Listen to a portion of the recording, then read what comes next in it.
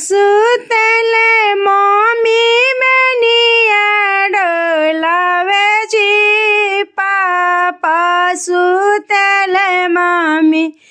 बेनिया डोलावे जी पापा से पूछले मम्मी का दी जी पापा से पूछली मम्मी बेटी के का दिया जी पापा से पूछली मम्मी का बेटी दिया जी हाथी देव घोड़ा देव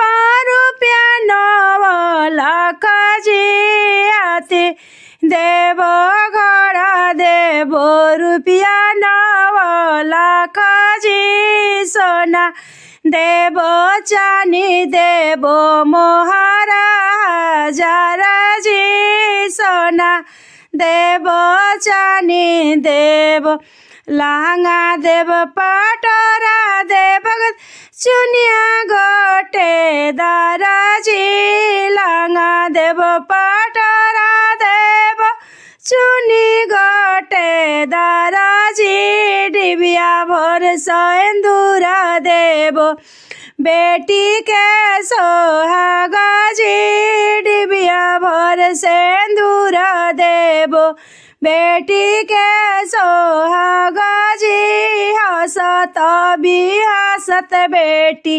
जइहे अपना ससुर जी हंसत भी हंसत बेटी अब से हंसिया बेटी जियारा जुड़ैया जी जब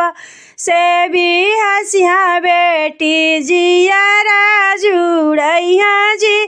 जाऊ बेटी विदाया होई करे जा तड़ी के जाइया जी जाऊ बेटी विदाया होई करे जा तड़ी के जाइया जी चाचा सुतले चाची बेनिया डोलावे जी चाचा से पूछली चाची का दान दिया जी चाचा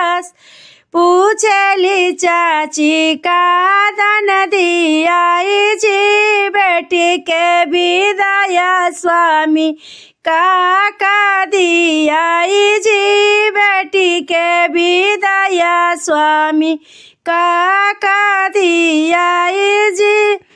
हाथी देव घोड़ा देव नवा मन कठारा जी हाथी देव घोड़ा देव नवा मन कठारा जी 5 मन खोइछा देव बेटी के सोहागा जी 5 मन जीरा देव बेटी के खोइछा जी दुल्हा दामाद देव बेटी के सोहागा जी दुल्हा दामाद देव जब से भी हंसिया बेटी जियारा जुड़ाइया जब बेटी विदाया होई करे जा टूटी जाइया जब बेटी विदाया होई करे जा टूटी जाइया।